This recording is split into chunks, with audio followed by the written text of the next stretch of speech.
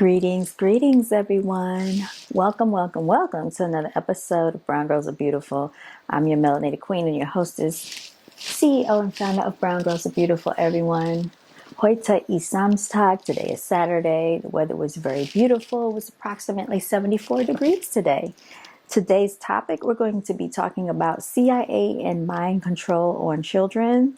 In case you did not know, MK Ultra is a thing and it does exist. I'm pretty sure many of you are familiar with that already. I'm going to read to you an article approximately 5 pages long, and it says Mind Control Experiments on Children. This was written by John Rappaport. Okay, so here we go. The CIA mind control apparatus has been well known since 1975, when 10 large boxes of documents were released pursuant to Freedom of Information Act requests. Several good books were then written on the subject of the CIA program known as MK Ultra. Officially spanning 10 years from 1952 to 1962, MK Ultra involved the use of LSD on unwitting military and civilian subjects in the United States. LSD and more powerful compounds were given under duress as brainwashing and truth serum drugs. The program's aim was to find drugs which would irresistibly bring out deep confessions or wipe a subject's mind clean and program him or her as a robot agent. In experimental test situations, people were given acid without their knowledge, then interrogated under bright lights with doctors sitting in the background taking notes. Threats would be made. The test subjects were told that their LSD downer trips would be extended indefinitely if they refused to reveal their closely guarded military secrets. The people being interrogated in this way were CIA employees, U.S. military personnel, and abroad agents suspected of working for the other side in the Cold War. Long-term severe debilitation and severe documented deaths did result from this. Much more could be said about MK Ultra. None of this prepared people for the explosive testimony made on March 15, 1995 in Washington, D.C. before the President's Committee on Radiation. However, in unpublicized sessions, New Orleans therapist Valerie Wolf introduced 2 of her patients who had uncovered memories of being part of extensive CIA brainwashing programs as young children, in one case starting at age 7. Their brainwashing included torture, rape, electroshock, powerful drugs, hypnosis, and death threats. According to their testimony, the CIA then induced amnesia to prevent their recalling these terrifying sessions. Both Wolf and her patients stated that they recovered the memories of the CIA program without regression or hypnosis techniques. In other words, these patients spontaneously discovered this information about themselves in their pasts. Although the committee was mainly concerned with radiation, they permitted Valerie and her patients to testify because astonishingly, several doctors who had administered the mind control experiments had also been identified by other Americans secretly exposed to radiation. Apparently, there was a crossover. Prominent names surfaced in the March 15th testimony. Richard Helms, former head of the CIA, Dr. Sidney Gottlieb, who ran MK Ultra, and Dr. John Gittinger, Gottlieb's protege. These men and others were directly accused of participating in grisly mind control efforts on children. Predictably, this testimony received no media attention. So they didn't want to put this in the news. No media attention was shed light on this, you all. I now have it all, including many pages submitted to the committee that will likely never be released as part of their final report. Only a small percentage of the pages were read aloud at the hearing. Included are corroborating statements from other therapists around the country and several of their patients. I have now released all of this testimony as a book. It's called U.S. Government Mind Control Experiments on Children. When the sickening shock starts to wear off, deeply disturbing questions flood one's mind. Just what was the CIA program? How extensive was it? And what was its purpose? It's very troubling and very disturbing, y'all. From what I have been able to discover so far, many American children, as well as children from Mexico and South America, were used over a period of about 40 years, starting around 1948. In fact, the program may still be going on. Doctors and agents who administered it wanted to obtain control over the minds of these children, ostensibly to create super agents who wouldn't remember even what missions they carried out because of hypnotically induced amnesia, which could be removed by their controllers and reinstalled at will. Children were trained as sex agents, for example, with the job of blackmailing prominent Americans, primarily politicians, businessmen, and educators. A great deal of filming was done for this purpose. Eventually, people from the inner core of the CIA program filmed each other, and some of the centers where children were used as sex agents got out of control and turned into CIA-operated sex rings.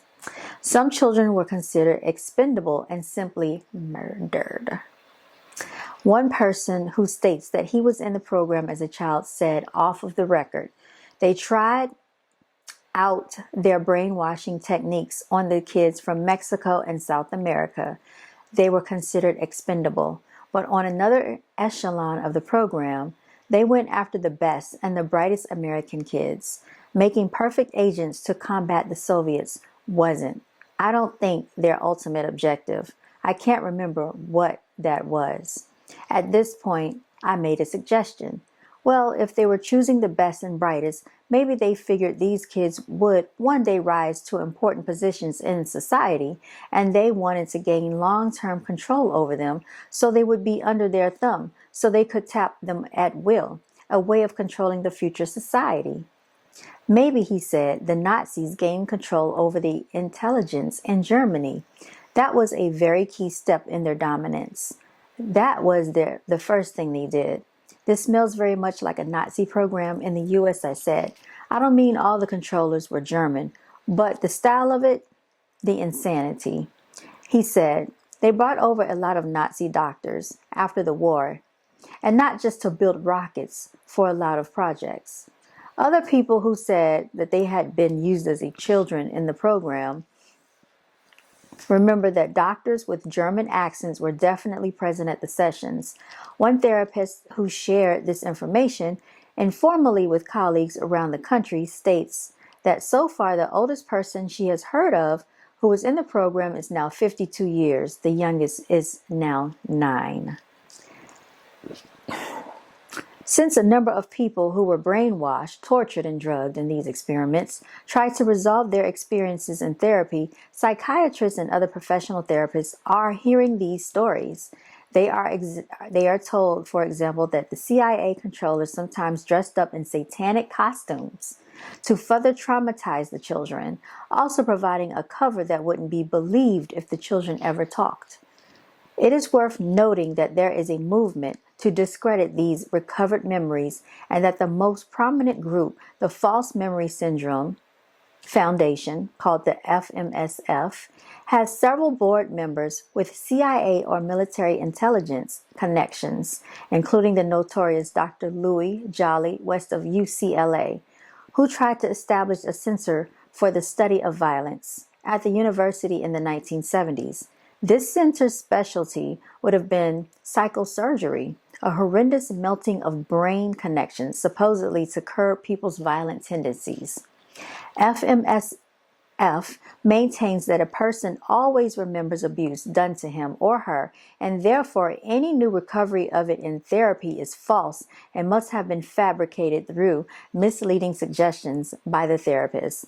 While it is certainly true that such inducement happens in therapy, the blanket statement that all recovered memory is invented is unsubstantiated. In a written statement to Dr. Wolf that was included in her testimony to the President's Committee, well-known researcher and psychiatrist Colin Ross said, published articles in my files include descriptions of administration of 150 mcg of LSD to children aged 5 to 10 years on a daily basis for days, weeks, months, and in a few cases even years. Neurosurgeons at Tulane, Yale, and Harvard did extensive research on brain electrode implants with intelligence funding and combined brain implants with large numbers of drugs, including hallucinogens. Ross based his report on his more than 20 years of investigating CIA mind control. Chris DiNicola, one of Dr. Wolf's patients who testified before the President's Committee, named her controller as a Dr. Green, a name reported by several other mind control subjects. It may well be that this name was a cover used by various CIA and military contracted experimenter torturers. Here is a quote from her testimony. Dr. Green used me in radiation experiments, both for the purpose of determining the effects of radiation on various parts of my body and to terrorize me as an additional trauma in the mind control experiment. She was 8 years old. The rest of the experiments took place in Tucson, Arizona, out in the desert. I was taught how to pick locks, be secretive, use my photographic memory to remember things, and a technique to withhold information by repeating numbers to myself. She's obviously talking about being trained as an agent. Dr. Green moved on to wanting me to kill dolls that looked like real children. I stabbed a doll with a spear once after being severely tortured, but the next time I refused. He used many techniques, but as I got older, I resisted more and more. He often tied me down in a cage, which was near his office between 1972 and 1976. He and his assistants were sometimes careless and left the cage unlocked. Whenever physically possible, I snuck into his office and found files with reports and memos addressed to CIA and military personnel. Included in these files were project, sub-project, subject, and experiment names with some code numbers for radiation mind control experiments, which I have submitted in my written documentation. I was caught twice, and Dr. Green tortured me ruthlessly with electric shock, drugs, spinning on a table, putting shots in my stomach, in my back, dislocating my joints, and hypnotic techniques to make me feel crazy and suicidal. Is there a precedent for this kind of sadistic treatment by CIA and military personnel? Indeed, there is. Here's a quote from the introduction to my book, U.S. Government Mind Control Experiments on Children. It contains information from reliable published sources such as the search for the Manchurian Candidate. Do you remember the Manchurian Candidate included, it was a real movie, an actual movie, including Denzel Washington and a child. Manchurian Candidate by John Marks 2, Acid Dreams by Martin Lee and 3, and The Mind Manipulators by Alan Shefflin 4. In part, these authors derived their information on the CIA and MK Ultra from the 10 boxes of information released suddenly in 1975 by the agency in response to Freedom of Information Act requests. Semicolon. Dr. Robert Heath of Tulane University, as early as 1955, working for the Army, gave patients LSD while he had electrodes implanted deep inside their brains. Canadian researcher Dr. Ewan Cameron, under long-term CIA contract, attempted to depattern and reprogram his psychiatric patients' personalities wholesale. He started with 15 to 65 days of sleep therapy, during which a patient was kept under nearly 24 hours a day through the administration of cocktails of thorazine, Nembutal, Cicanel, Veronal, and Phenergam. Throughout this sleep period, the patient would be awakened 2 or 3 times a day for electroshock treatments, given at an intensity 20 to 40 times the normal convulsion-producing strength. In the mid-1950s, these people are sick, y'all. Paul Hawke, MD, a man who would become commissioner of mental hygiene for the state of New York, then a laborer in the field of the CIA, gave a pseudo-neurotic, schizophrenic patient mescaline. The patient had a not familiar heaven and hell journey on the compound, but Hawke followed this up with a transorbital lacotomy. Hoke also gave a patient LSD and a local anesthetic and then proceeded to remove pieces of cerebral cortex, asking at various moments whether the patient's perceptions were changing. Claudia Mullen, the other of Dr. Wolf's patients who testified before the President's Committee on Radiation, said her experiences with CIA mind control experiences began when she was 7 years old. In 1958, I was to be tested, they told me, by some important doctors coming from a place called the Society, the Humane Ecology Society, a CIA front. I was told to cooperate, answer any of their questions. Then, since the test might hurt, I would be given shots, x-rays, and a few jolts of electricity. I was instructed not to look at anyone's face too hard and to ignore names, as this was a very secret project, but to be brave, and all of those things would help me forget. A Dr. John Gettinger tested me, and Dr. Cameron gave me the shocks, and Dr. Green the x-rays. By the time I left to go home, just like every time from then on, I would recall nothing of my tests or the different doctors. I would only remember whatever explanations Dr. Robert G. Heath of Tulane Medical School gave me for the odd bruises, needle marks, burns on my head and fingers, and even the genital soreness. I had no reason to believe otherwise. Already they had begun to control my mind. The next year, I was sent to a place in Maryland called Deep Creek Cabins to learn how to sexually please men. Also, I was taught how to coerce them into talking about themselves. It was Richard Helms, deputy director of the CIA, Dr. Gottlieb, Captain George, White, and Morse Allen, who all planned on filming as many high government and agency officials and heads of academic institutions and foundations as possible. I was to become a regular little spy for them after that summer, eventually entrapping many unwitting men, including themselves, all with the use of a hidden camera. I was only 9 when this kind of sexual humiliation began. Captain George White was a notorious agent for the CIA. He set up a brothel in San Francisco in the 1960s and using hidden cameras filmed men having sexual intercourse with prostitutes. The men's drinks were spiked with LSD. In 1950, Morse Allen, another important CIA man, was appointed head of Project Bluebird, another CIA mind control program. We're going to get into Project Bluebird, you all. Ms. Mullen states that she was adopted when she was 2 years old. By the time she reached 7, she had already been abused extensively by her mother. Her mother apparently turned her over for testing to CIA-connected people, and Claudia then entered a 27-year period of what can only be called enslavement. Claudia states that she has been monitored, that she is still monitored and watched by agency-related people, including a medical doctor. Now living in New Orleans, she has given information to local police authorities about her situation. In her testimony to the President's Committee, Claudia remarked, although the process of recalling these atrocities is certainly not an easy task, nor is it without some danger to myself and my family, I feel like the risk is worth taking. Claudia's therapist, Dr. Wolf, has written to the President's Committee. To the best of my knowledge, Claudia has read nothing about mind control or CIA covert operations. Since she decided to listen carefully and remember as much as she could about conversations, among the researchers, her memories are extraordinarily complete.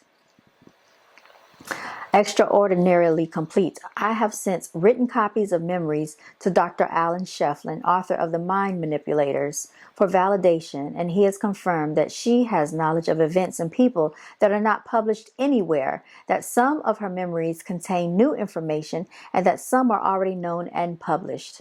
Some of her memories have been confirmed by family members. She has also shown me old scrapbooks where she wrote notes to remember what was happening to her and hid the notes under pictures in the scrapbook. I spoke with Alan Shefflin in May of 1995 of this year. He said he had found one piece of information Claudia had mentioned in her recollections that had no precedent in published material. It involved a connection between two government researchers.